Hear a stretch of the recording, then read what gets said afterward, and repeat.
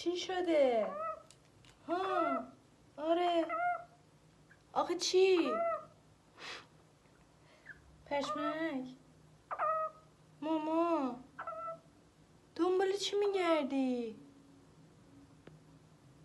پشمک جان ماما جان پسرم گاگا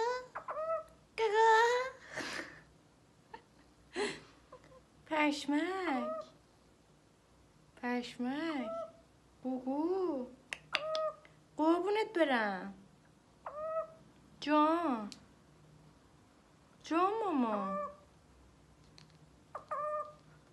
تو اینطور گوگو میکنی من برات میمیرم.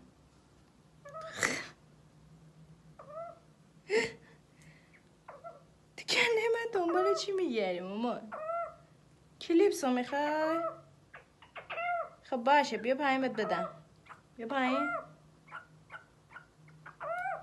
بیا اینجا بیا. چی؟ گوگو قرر. بابا مال تو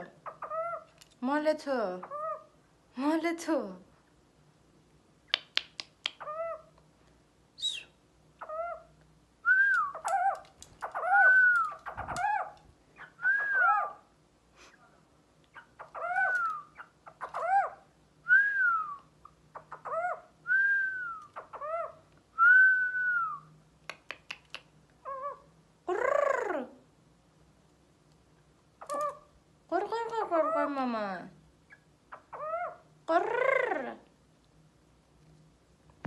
اجازه است نگاه تو رو